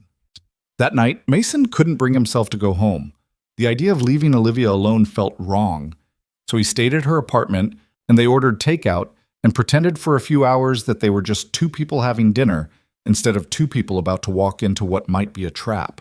Tell me about Emma, Olivia said over Chinese food. Mason looked up. Why? Because you never talk about her, and I want to know who she was. Mason set down his chopsticks. She was a nurse. We met when I was working 80-hour weeks and ended up in the ER with exhaustion. She told me I was an idiot for destroying my health over a job. Sounds like she was right. She usually was. Mason smiled. She was tough, practical. Didn't take any of my corporate nonsense seriously. When I told her I was working on a deal worth $50 million, she said, "That's nice, but can you take out the trash?" Olivia laughed. I would have liked her. She would have liked you too. She always respected people who fought for what they believed in. Is that why you're helping me? Because she would have wanted you to? Mason considered the question. Maybe at first, but not anymore. Then why? He met her eyes. Because somewhere along the way, this stopped being about doing the right thing and started being about you. Olivia reached across the table and took his hand. I'm glad you walked into that boardroom. So am I. They sat like that for a while, holding hands across takeout containers, both of them knowing tomorrow could change everything and neither of them willing to say it out loud. Later, when Olivia started falling asleep on the couch, Mason carried her to her bedroom. She mumbled something about being fine, but she was already half unconscious. Mason covered her with a blanket and went back to the living room. He tried to sleep on the couch, but couldn't. His mind kept spinning through scenarios, contingencies, everything that could go wrong tomorrow. At 3 in the morning, he called Mrs. Chen. Mason, is everything okay? Yeah, sorry for calling so late. I need to ask you something. Of course. If something happens to me, can you take care of Chloe? Just temporarily? Until I can arrange something more permanent? Silence on the other end. Then, Mason, what's going on? Nothing. I just, I need to know she'll be safe. Like, she'll be safe, but you're scaring me. I know, I'm sorry. I'll explain everything soon, I promise. Mason, thank you, Mrs. Chen, for everything. Solta. He hung up before she could ask more questions. The meeting was set for a conference room at a downtown hotel. Neutral ground, the investor had said. Public enough to be safe, private enough to talk openly. Mason and Olivia arrived 15 minutes early. They found the conference room empty except for hotel staff setting up water pitchers. We should leave, Mason said immediately. What? Why? It's too empty, too quiet. If they wanted a real negotiation, there would be lawyers, assistants, security. This feels wrong. But before they could move, the door opened. The silver-haired investor walked in, flanked by two other men Mason recognized from the original boardroom confrontation. Ms. Bennett, Mr. Reed. The investor smiled, but it didn't reach his eyes. Thank you for coming. Let's skip the pleasantries, Olivia said. You called this meeting. What do you want? Well, directly to business. I appreciate that. The investor sat down at the head of the table and gestured for them to sit. Your letter was very clever. I underestimated you both. Is that an apology? Mason asked. It's an acknowledgement. You've backed us into a corner. If you trigger those collapse clauses, it'll cost every major player in this industry billions. That makes you very dangerous. Good, Olivia said. That was the point. Indeed. Which is why we're here to discuss a settlement. Mason leaned forward. What kind of settlement? We'll drop the lawsuit, withdraw all pending legal actions, stop any further attempts to acquire Bennett Technologies. In exchange, Ms. Bennett signs a non-aggression agreement. You don't trigger the collapse clauses.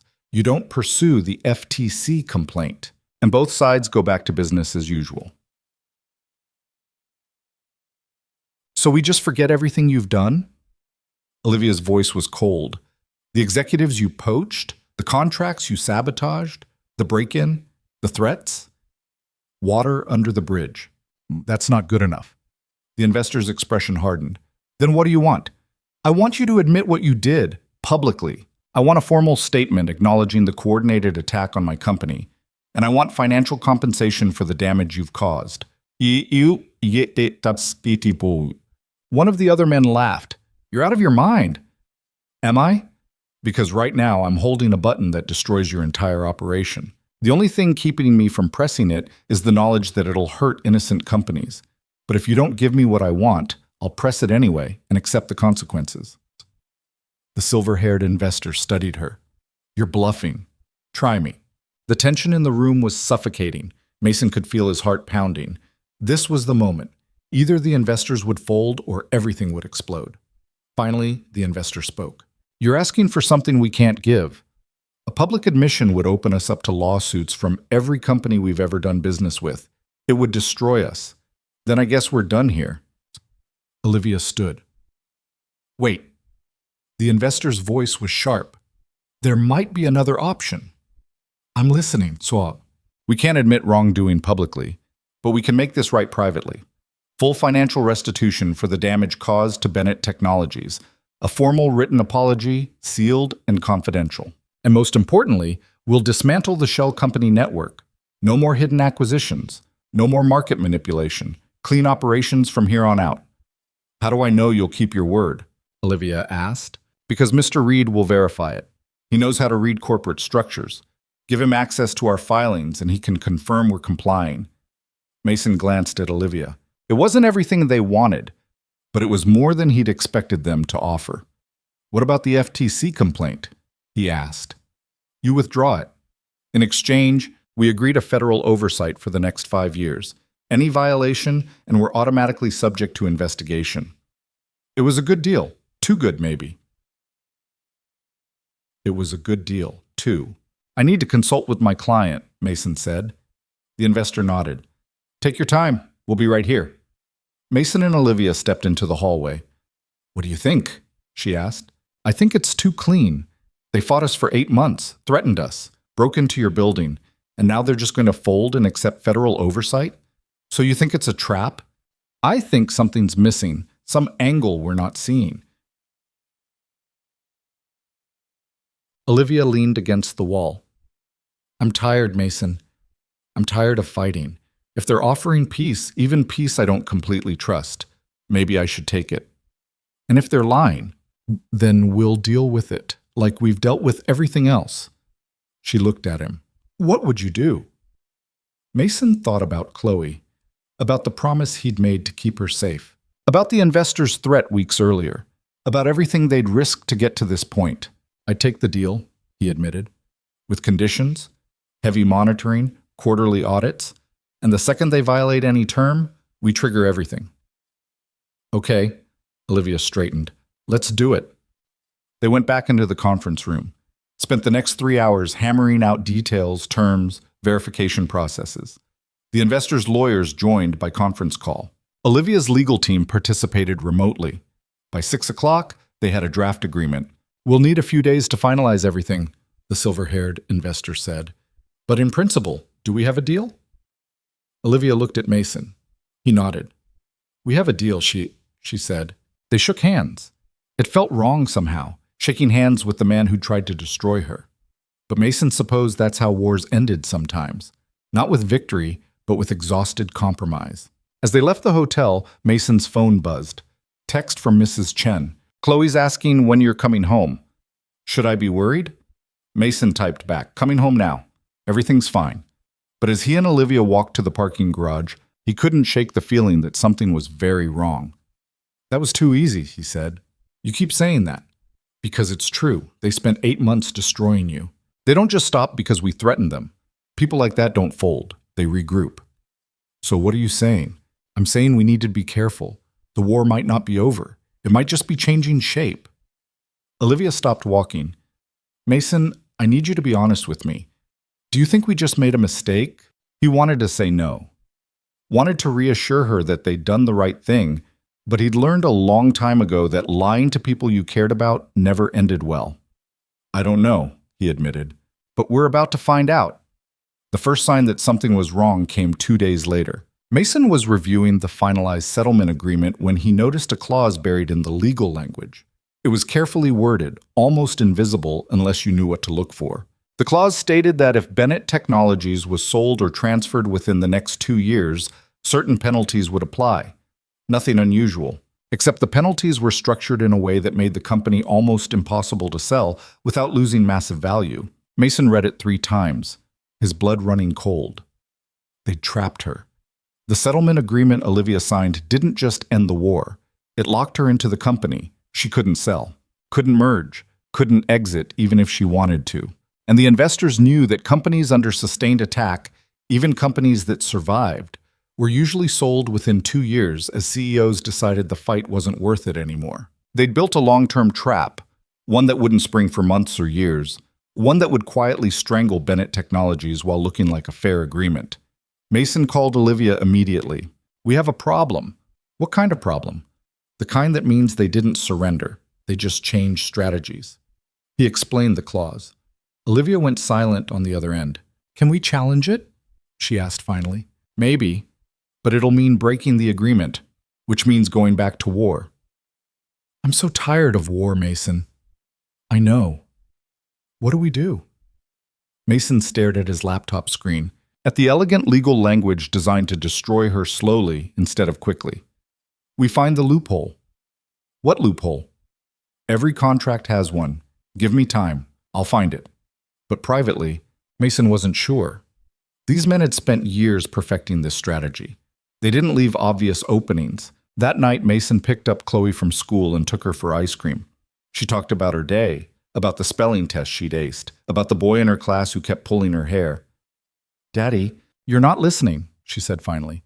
Sorry, Bug, I'm listening now. No, you're not. You're thinking about work again. Mason set down his ice cream. You're right. I'm sorry. Chloe studied him with those too serious eyes. Are you going to lose your job? Shh. What? No. Why would you think that? Because Mrs. Chen's been asking a lot of questions, and you look sad all the time now. Mason pulled her into a hug. I'm not going to lose my job, and I'm not sad, just busy. You promise? I promise.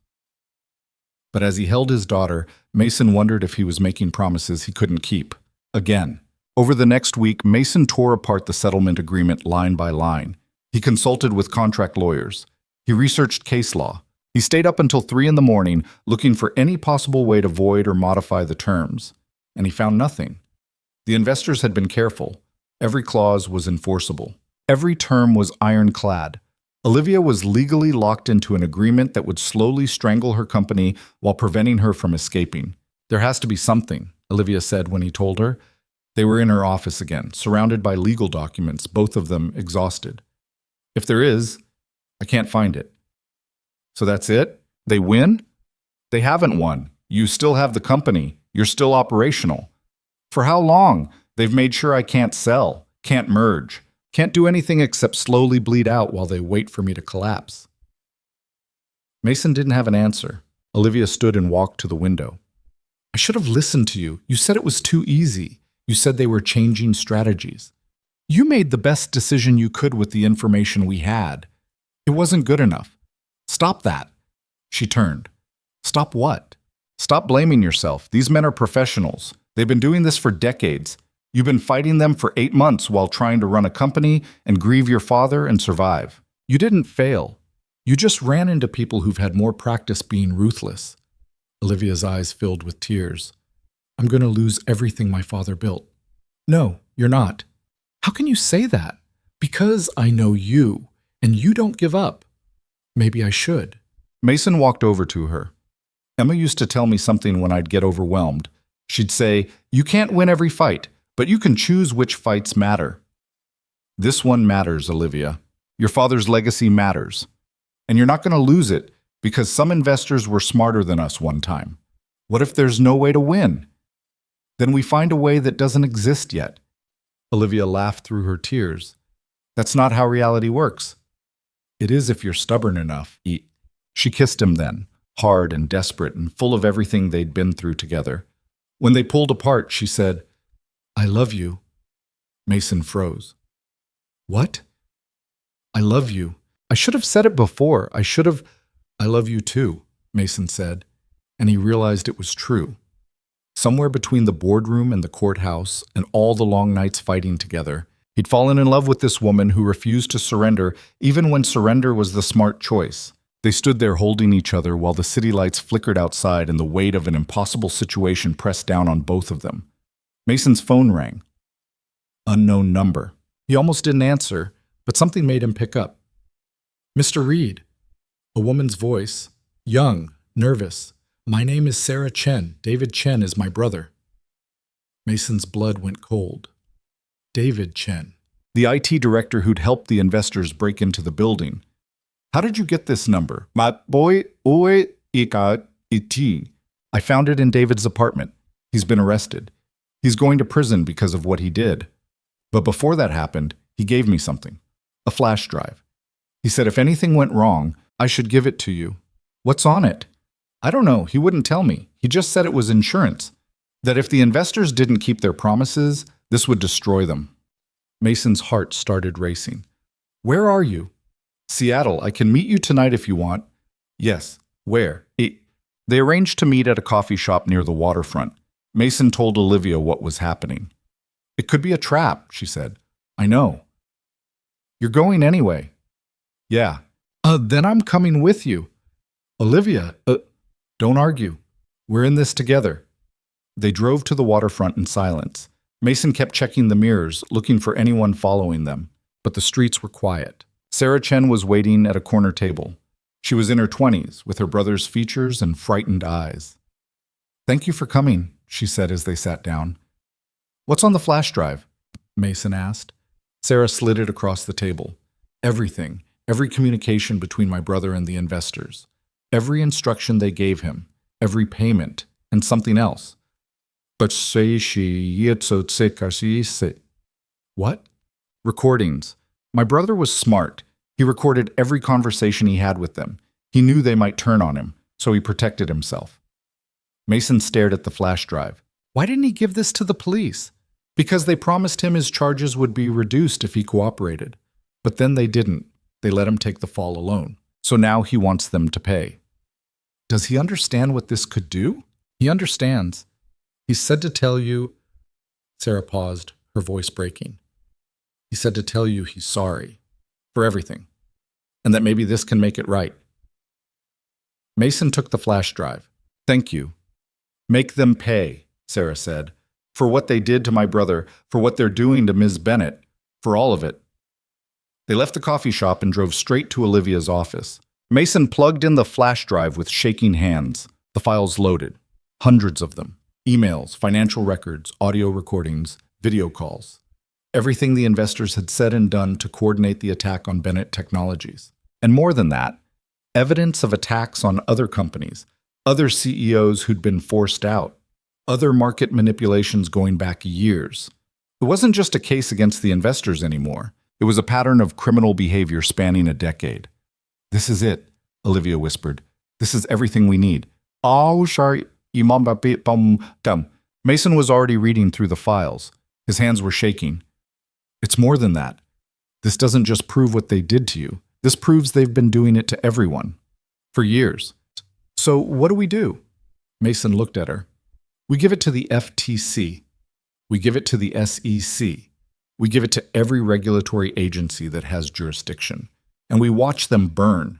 The settlement agreement is void the second we prove they violated it, and they did. Look. Mason pulled up an email dated 2 days after they'd signed the agreement. The investors were already planning their next move against Bennett Technologies, already coordinating ways to exploit the penalties they'd written into the contract. They'd never intended to honor the agreement. They just bought themselves time to set up the next attack. Olivia read the email, and something in her expression changed. The exhaustion fell away. The fear. What replaced it was pure cold anger. I'm done playing defense, she said. Good, because now we go on offense. They worked through the night, organizing the evidence, building a case that couldn't be ignored. They contacted the FTC investigator who'd been working on their original complaint. They reached out to the SEC's enforcement division. They compiled everything into a presentation that laid out the entire conspiracy in undeniable detail. By morning, they had something that looked less like a complaint and more like a prosecution. Once we send this, there's no going back, Mason said. They'll come at us harder than they ever have before. Let them try. Olivia's voice was steel. I'm tired of being afraid. I'm tired of barely surviving. I want them gone. Mason sent the files. The response was immediate. The FTC opened an emergency investigation. The SEC froze the investors' assets pending review. Within 6 hours, federal agents were executing search warrants on every company connected to the investment group. And by that afternoon, the news had broken. Federal investigation launched into Major Investment Group. Allegations of market manipulation, fraud, and racketeering. Mason sat in Olivia's office watching the news coverage, barely believing it was real. We did it, Olivia said quietly. Not yet. This is just the beginning. I know, but for the first time in 8 months, I feel like I can breathe. Mason took her hand. However this ends, I'm proud of you. I couldn't have done it without you. Yeah, you could have. You just wouldn't have had to do it alone. They sat together watching the news, watching their evidence play out across every major outlet, watching the empire that had tried to destroy them start to crumble. Mason's phone rang. It was Mrs. Chen. I just saw the news, she said. Is that what you've been working on? Yeah. Are you safe? Mason looked at Olivia, at the woman he'd fallen in love with somewhere between the courthouse and the coffee shop meetings and the late-night strategy sessions. Yeah, I think we are. Good, because Chloe misses you, and I think it's time you came home. I will, soon, I promise. But even as he said it, Mason knew the fight wasn't over. The investors were cornered now, desperate. And desperate people were the most dangerous kind. That night, Mason finally went home. Chloe was asleep, but she woke up when she heard him come in. Daddy? She appeared in her doorway, rubbing her eyes. Hey, Bug. Sorry I woke you. She ran to him, and he scooped her up. She was getting too big for this, almost too heavy to carry. But Mason held her anyway. I saw you on TV, she said. Mrs.? Chen tried to change the channel, but I saw. Yeah? Are you a hero now? Mason carried her back to bed. No, I'm just your dad. You look like a hero. Heroes don't exist, Bug. Just people trying to do the right thing. That's what heroes are, silly. Mason tucked her in and kissed her forehead. Get some sleep. Daddy? Yeah? I'm proud of you. His chest tightened. Thank you, Bug. And I think Mom would be proud too. Mason had to leave the room before Chloe saw him crying. He sat in the kitchen in the dark and thought about Emma, about the night she'd died, about the promise he'd made, about the 5 years he'd spent keeping that promise the only way he knew how, by staying small, staying safe, staying invisible. But Chloe was right. Emma would have been proud, not because he'd won some corporate battle, but because he'd stood up when it mattered, because he'd helped someone who needed it, because he'd shown Chloe that running away wasn't the only option when things got hard. Mason's phone buzzed. Text from Olivia. Thank you for everything. He typed back, anytime. 3 dots appeared. Then, stay tonight? Mason looked at Chloe's closed door, at the tiny apartment they'd shared for 5 years, at the life he'd built that suddenly felt too small for who he'd become. He texted back, I'll be there in an hour. The federal investigation moved faster than anyone expected. Within 3 weeks, indictments were handed down. The silver-haired investor and 6 of his associates were arrested on charges of securities fraud, market manipulation, and racketeering. Their assets were frozen. Their companies were put under federal receivership. The empire they'd spent decades building collapsed in a matter of days. Mason watched it happen from Olivia's office, where he'd spent most of his time lately. The news coverage was relentless. Every outlet wanted interviews. Every business journalist wanted the inside story of how a janitor and a CEO had brought down one of the most powerful investment groups in the country. They want us to do a press conference, Olivia said, hanging up her phone. The board thinks it would be good for the company image. Do you want to? She sat down across from him. I don't know. Part of me wants to tell the whole story, but another part just wants this to be over. Then say no. It's not that simple. The board is right. This is good publicity. We could use it to rebuild investor confidence, attract new clients. Mason leaned back. You're the CEO. You don't have to do anything you don't want to do. I know, but I spent 8 months barely surviving. Now I have a chance to actually thrive. I should take it. Should you? Or do you feel like you should? Olivia was quiet for a moment. I don't know anymore. I'm so tired, Mason. Even with them gone, I'm still exhausted. Then rest. I can't. The company will be fine. You need to take care of yourself first. She smiled sadly. When did you get so wise? I'm not wise. I'm just tired of watching people I care about burn themselves out. They sat in silence for a while. Outside, the city moved on like it always did. People going to work, living their lives, unaware that a small war had been fought and won in the building above them. I've been thinking, Olivia said finally, about what comes next. For the company? For everything. The company, us, the future. Mason's chest tightened. What about us? I love you. You know that. But I don't know if I can give you what you need right now. I'm barely holding myself together. And you have Chloe to think about. She deserves a father who's present, not distracted by my mess. It's not your mess anymore. We won. Did we? Because it doesn't feel like winning. It feels like I survived something I should never have had to fight in the first place. Mason reached across the desk and took her hand. You're right. You shouldn't have had to fight. But you did. And you won. And now you get to decide what winning looks like. What if I don't know? Then we figure it out together. Olivia squeezed his hand. I'm scared of losing you. You're not going to lose me. How do you know? Because I'm not going anywhere. But even as he said it, Mason wondered if that was true. He'd been spending less time at home, less time with Chloe. Mrs. Chen had been watching her more and more. And while Chloe said she was fine, Mason could see the questions in her eyes. The worry. That night, Mason came home to find Chloe doing homework at the kitchen table. She looked up when he walked in. You're late again. I know. I'm sorry. Mrs. Chen made dinner. I saved you some. Thanks, Bug. Mason heated up the plate and sat down across from her. Chloe went back to her math problems, her pencil scratching against paper. How was school? Mason asked. Fine. Just fine. Yeah, something was wrong. Mason could feel it. Chloe, talk to me. What's going on? She set down her pencil. Are you going to marry Miss Bennett? The question hit him like a punch. What? Mrs. Chen said you might. She said you've been spending all your time with her, and that means you like her a lot. Mrs. Chen shouldn't have said that. But is it true? Mason set down his fork. I don't know, maybe. Is that okay with you? Chloe shrugged. I guess.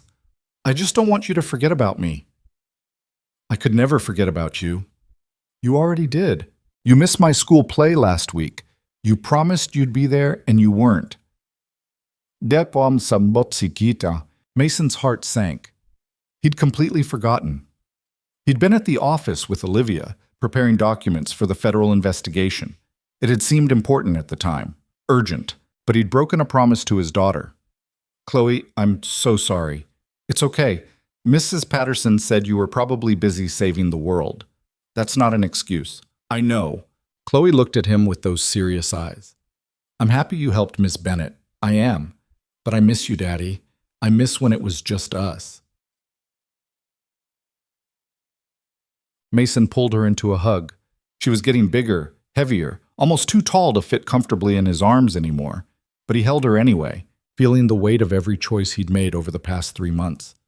I miss us too, he said quietly, and I'm sorry I haven't been here. Are things going to go back to normal now?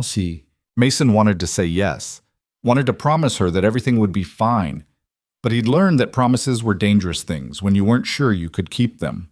I don't know what normal looks like anymore, he admitted. But I promise I'll figure it out, and I promise you'll always come first. Even before Ms. Bennett? Even before Ms. Bennett. Chloe pulled back and studied his face. Do you love her? Yeah, I do. Did you love her as much as you loved Mom? The question hurt in ways Mason hadn't expected. It's different, but yeah, maybe I do. Good, Mom would want you to be happy. How do you know? Because that's what love is, wanting someone to be happy even when you're not there anymore. Mason stared at his 7-year-old daughter, wondering when she'd gotten so wise. Where'd you learn that? Mrs. Patterson. We're reading a book about it in class. Mason laughed despite everything. Mrs. Patterson sounds pretty smart. She is. She also said you should bring Ms. Bennett to Career Day. Career Day? Next month. We're supposed to bring our parents to talk about their jobs. I was going to bring you, but I don't know what to say. Are you a janitor or a consultant or a hero? I'm just your dad. That's not a career. Sure it is. Best one I've ever had. Chloe rolled her eyes, but she was smiling. And for the first time in weeks, Mason felt like maybe everything would be okay. The class action lawsuit was dismissed 2 weeks later. Every plaintiff withdrew their claims after the evidence of coercion became public. Jessica Tran went on record, and 3 other former employees followed. The law firm that had organized the suit was under investigation. The entire case collapsed. Olivia's board called an emergency meeting. Mason wasn't invited, but Olivia told him about it that night. They want me to expand, she said. Use the publicity to acquire competitors, grow the company, dominate the market. What do you want? I want to remember why my father built this company in the first place. It wasn't about domination. It was about innovation, about creating something meaningful. So tell them that. I did. Half the board agreed. The other half thinks I'm being naive. Are you? Olivia smiled. Probably, but I'd rather be naive and true to my father's vision than successful and empty. That's why you're going to be fine, Shay. You keep saying that. Because it's true. They were at Olivia's apartment, sitting on the couch with wine. Neither of them was drinking. It had become a routine over the past month. Mason would put Chloe to bed, then drive to Olivia's place and they'd talk until late, both of them too wired to sleep. I've been thinking about what you said, Olivia told him, about figuring out what winning looks like. And I think winning looks like having a life outside this office, having people I care about, having time to actually enjoy what I've built, instead of just fighting to keep it. That sounds like a good plan. There's just one problem. What? It's like I'm not very good at it. The life outside work thing. I've spent 10 years becoming my father's daughter. I don't know who I am without the company. Mason set down his wine glass. Then maybe it's time to find out. How? Start small. Take a day off. Go somewhere you've never been. Do something just because you want to, not because it's strategic or necessary. Like what? I don't know. What did you want to be before you took over the company? A teacher's. So teach. Volunteer at a school. Guest lecture. Find a way to do the thing you actually love instead of the thing you inherited. Olivia was quiet for a long moment. You make it sound so simple. It is simple. It's just not easy. Will you help me? With what? Figuring out who I am when I'm not fighting. Mason took her hand. Yeah, I can do that. They sat together in comfortable silence, and Mason realized that somewhere along the way this had stopped being about saving a company and started being about saving each other. 3 months after the federal investigation began, the investors reached a plea agreement. They pled guilty to multiple charges in exchange for reduced sentences. The lead investor, the silver-haired man who'd threatened Mason, was sentenced to 8 years in federal prison. His associates got similar terms. The shell companies were dissolved. The fraudulent contracts were voided. Bennett Technologies received financial restitution for the damage caused. It wasn't everything they'd lost, but it was enough to stabilize the company. Olivia held a small gathering at the office to celebrate. Not a press conference, not a public victory lap. Just her remaining employees, her legal team, and Mason. I want to thank everyone who stood by me, she said, raising a glass of champagne. This has been the hardest year of my life. But I learned something important. You can't win alone. You can't fight alone, and you definitely can't survive alone. So thank you, all of you, for being here when it mattered. The room applauded. Mason stood in the back, watching Olivia smile for the first time in months. Really smile. Not the exhausted half smile she'd been wearing, but genuine happiness. After the party, after everyone had left, Mason found her in her office, staring out the window. You okay? He asked. I keep waiting for something else to go wrong. Nothing's going to go wrong. How do you know? Because you're safe now. They're gone. You won. Olivia turned to face him. I need to tell you something. Mason's stomach dropped. What? I've been offered a position, teaching at the university. Business ethics, corporate governance, part-time. They want someone who's been through what I've been through to teach the next generation how to do it better. That's incredible. I'm going to take it. You should. But it means stepping back from the company, hiring a COO to handle day-to-day operations, spending less time here. Good. Olivia smiled. I thought you'd be worried. The board certainly is. The board can handle it. You need this. You need to be more than just your father's legacy. I'm scared. I know. But you're also brave enough to do it anyway. She walked over to him. I want you to come with me. To the university? No, yes, eventually. But first I want you to take Chloe somewhere. Somewhere she's always wanted to go. Spend time with her. Rebuild what you've missed over the past 3 months. Olivia, you've been fighting my battle, Mason, and I'm grateful. But Chloe needs her father, and you need to remember why you walked away from this world in the first place. What about us? We'll be here when you get back. I'm not going anywhere. Mason pulled her close. I love you. I love you too, which is why I'm telling you to go. 2 weeks later, Mason and Chloe flew to Disney World. It was Chloe's first time on a plane. Her first time seeing anything outside Seattle. She pressed her face against the window during takeoff, watching the city shrink below them. Daddy, look, everything's so small. Mason smiled. Yeah, Bug, it is. They spent 5 days in Florida, riding rides, eating overpriced food, standing in long lines, and laughing more than Mason had laughed in years. Chloe wore Mickey Mouse ears and collected autographs from characters and talked nonstop about everything she saw. On the last night, they sat on their hotel balcony watching fireworks over the castle. Chloe was wearing her new Minnie Mouse pajamas, her eyes reflecting the lights in the sky. This was the best trip ever, she said. Yeah? Yeah, I wish Mom could have been here. Mason's chest tightened. Me too, Bug. Do you think she knows? About Ms. Bennett? About you being happy again. I think so. Good. Chloe leaned against him. I like Ms. Bennett. She makes you smile different. Different how? Like you're not sad anymore. Mason wrapped his arm around his daughter. I'm not sad anymore. Because of Ms. Bennett? Because of a lot of things. Because of you. Because I stopped being afraid. What were you afraid of? Living again. After your mom died, I was so scared of losing anyone else that I stopped letting people in. But you can't live like that. You can't hide forever. So you're not hiding anymore? No, I'm not hiding anymore. Chloe was quiet for a moment. Then she said, I think it's okay if you marry Ms. Bennett, if you want to. Mason laughed. Is that right? Yeah, but she has to promise to come to my school stuff, and we get to keep our apartment, and she has to like ice cream. Those seem like reasonable terms. And one more thing. What's that? You have to keep being my dad first. Before you're her husband or anyone else's anything, you have to be my dad first. Mason pulled her closer. Always, Bug. That's not negotiable. They sat together watching the fireworks until Chloe fell asleep against his shoulder. Mason carried her inside, tucked her into bed, and sat in the dark thinking about everything that had happened over the past 4 months. He'd walked into a boardroom as a janitor and walked out as something else, someone who fought instead of hiding, someone who loved instead of grieving, someone who'd remembered that safety wasn't the same as living. And yeah, it had been terrifying. Yeah, he'd almost lost everything.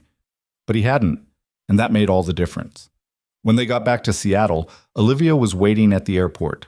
Chloe ran to her immediately. Ms. Bennett, we saw Cinderella, and we rode Space Mountain 3 times, and Daddy screamed louder than me. Olivia laughed. That sounds amazing. It was. Hey, do you like ice cream? I love ice cream. Good. Daddy says you're going to marry us. Olivia's eyes went wide. She looked at Mason. Is that so? Mason walked over carrying their luggage. That's not exactly what I said. He said maybe, Chloe corrected, but I said it was okay as long as you follow the rules. There are rules? Lots of them. I'll tell you later. Chloe ran ahead toward baggage claim, leaving Mason and Olivia alone. So, Olivia said, marriage? We can talk about it. Just talk? Mason set down the bags and kissed her. Maybe more than talk. I missed you. I missed you too. How's the teaching? Terrifying, exciting. I have no idea what I'm doing. That sounds about right. They walked toward baggage claim together, following Chloe's voice, chattering excitedly about everything she'd seen. She's wonderful, Olivia said. Yeah, she is. Think she'll be okay with me being around more? I think she's already decided you're part of the family. Just like that? Just like that. Olivia took his hand.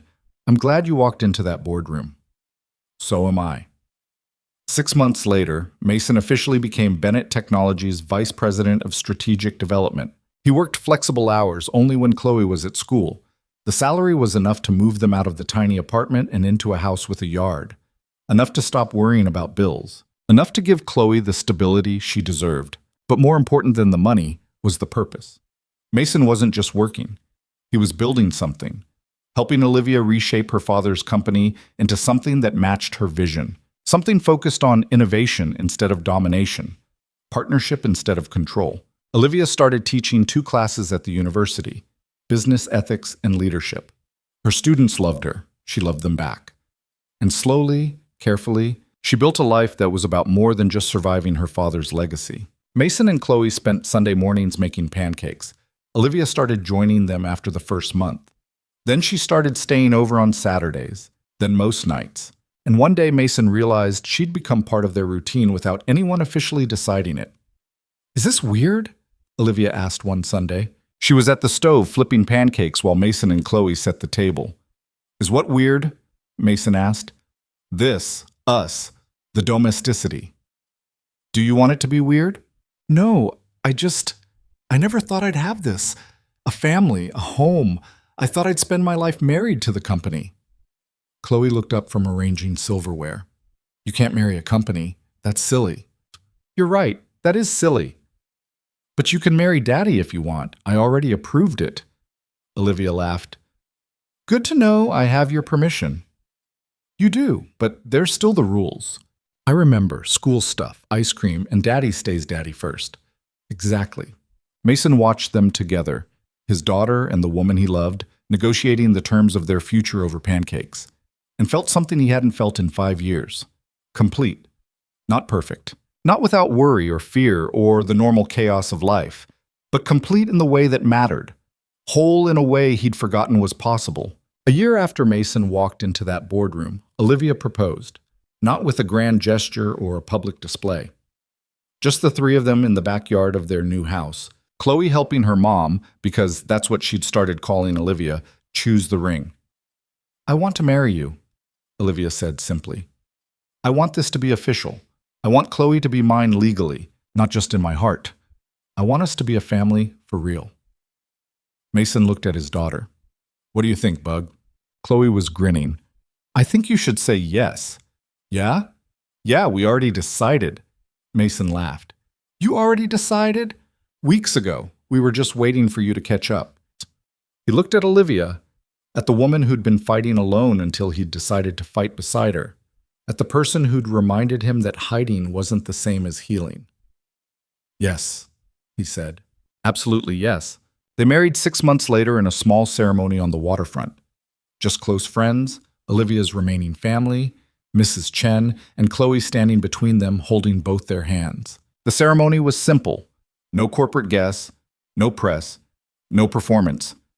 Just two people who'd survived something terrible together and decided to build something beautiful afterward. When the officiant pronounced them married, Chloe cheered louder than anyone. At the reception, Mason's former supervisor from the janitorial company showed up unexpectedly.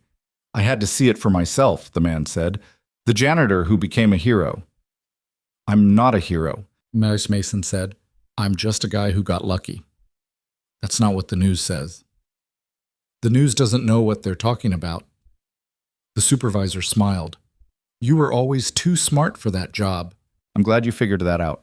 Me too. Later, when the party was winding down, Mason found Olivia standing alone by the water. You okay?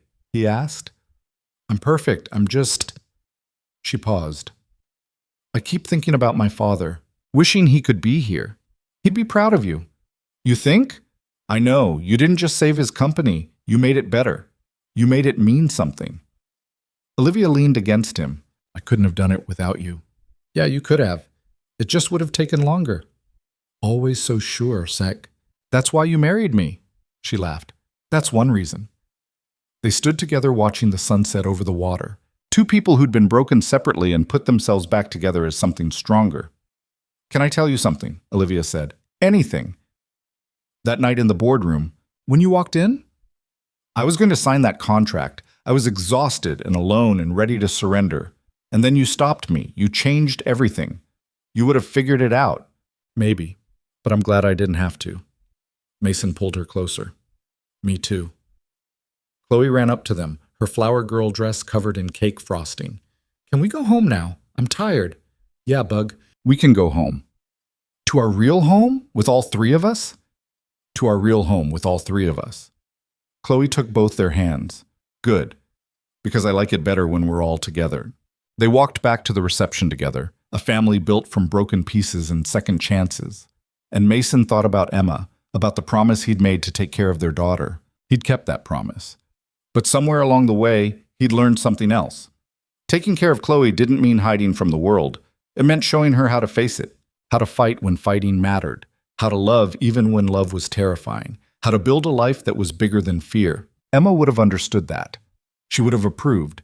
And maybe, wherever she was proud of the man he'd become. Not because he'd saved a company or fought powerful men or become someone important, but because he'd learned to live again, to love again, to stop surviving and start thriving. And in the end, that was the real victory. Not the boardroom battles or the federal investigations or the headlines, but the quiet Sunday mornings making pancakes, the bedtime stories, the life they'd built together from the wreckage of everything that had tried to break them. Mason had spent 5 years believing that being invisible was the only way to keep his daughter safe. But he'd been wrong. Safety wasn't invisibility. It was standing up. It was fighting back. It was teaching Chloe that when the world pushed, you could push back harder. The 32-year-old single father who'd walked into a billion-dollar war room as a janitor hadn't just saved a company. He'd saved 3 people, himself, Olivia, and Chloe, from lives defined by fear and loss and barely surviving. And he'd built something better, something real. A family that chose each other. A future that wasn't perfect but was theirs. That night, after they got home and put Chloe to bed, Mason and Olivia sat on their back porch under the stars. "Do you ever regret it?" Olivia asked.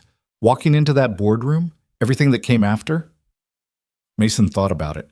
About the threats and the fear and the nights he'd been sure they'd lose. About the promises he'd made to Chloe and the ones he'd almost broken. "No," he said finally. "I don't regret any of it. Even the scary parts? Especially the scary parts. Because the scary parts taught me I could survive them." Olivia took his hand. "I'm glad you're not invisible anymore." Me too. They sat together in comfortable silence, 2 people who'd learned that sometimes the bravest thing you could do was stop hiding and start living. And somewhere inside the house, a 7-year-old girl slept peacefully, safe in the knowledge that her father would always fight for what mattered. Not because fighting was easy, but because love never was.